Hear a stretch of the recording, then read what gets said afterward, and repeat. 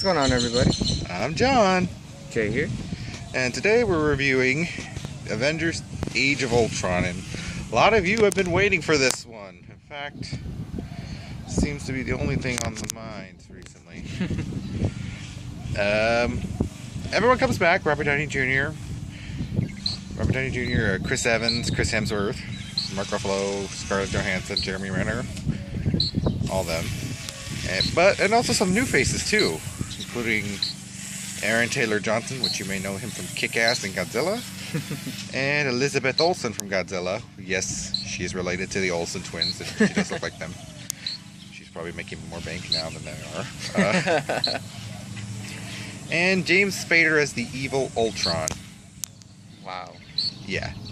A lot of hype was going into this movie. A lot of pressure was on this to be good, since the last Avengers movie, did everything perfectly. Like, it set up it fit all those heroes in one movie without making it feel convoluted or overstuffed. Yeah.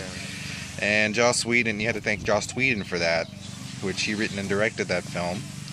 And this one is a solid sequel. Has some flaws, but overall pretty darn good. You honestly, with this movie, you will enjoy your time. I guarantee it's worth going to the box office to see if you've seen the first. And if you're gonna see the Avengers, please see it in the theater. Don't see a leaked copy of it. Don't. It's just not the same. Just don't see a leak. Go see it in the theater as it's meant to be. It's a better experience per se in the theater. Yeah. So well, since Adolfo did this, let's talk about the dislikes. Unfortunately, it does some scenes do kind of feel like there should have been a little longer, and Joss Whedon even said it was supposed to be 3 hours. The original cut was 3 hours, which means we'll be probably seeing a Blu-ray extended cut. Because to me, it's like especially with Ultron's origin, he's just evil. Like they didn't show him like being evil together.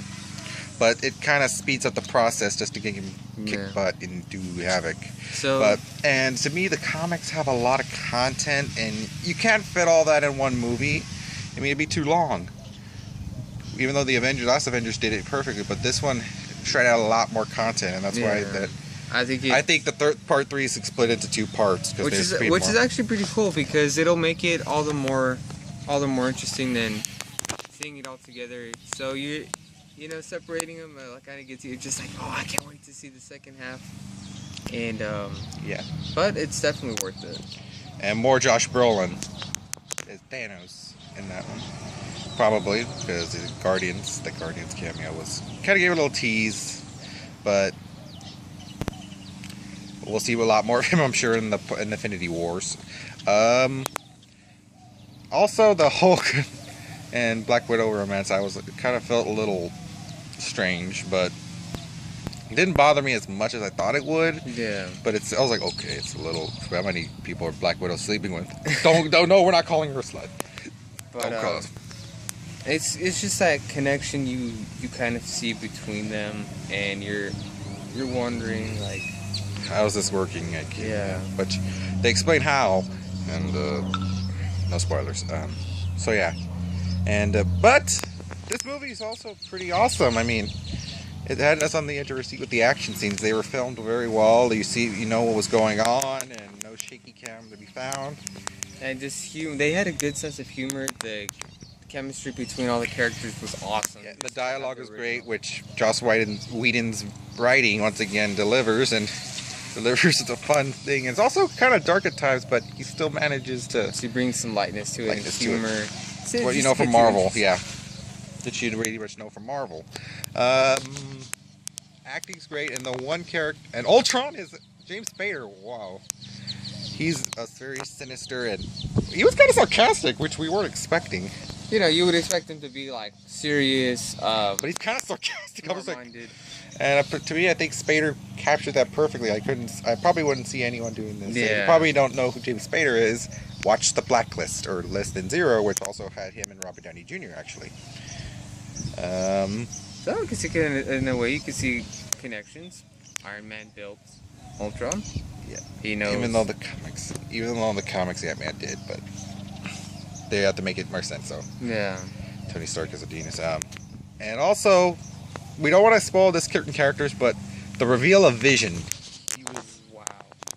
of course, you know, they say, trust me, when it's worth waiting for, because he's awesome. And Paul Bettany did an excellent job in that, and he's probably really cool, and I want to know what they do more with him. I hope so. I hope they keep him as Vision. Hope so, too. And the portrayal of Quicksilver, I did prefer the X-Men Days of Future Past version a little bit more, but this one he still was good. Aaron Johnson, he was good. And Liz Olsen as Scarlet Witch, she's really good too, as she plays with the mind. And she actually has, of course, telekinesis. She actually has some pretty good powers. Her and Quicksilver were pretty cool to see together. Yeah, it's a lot of fun. And Hawkeye, he gets more screen time in this one and more lines.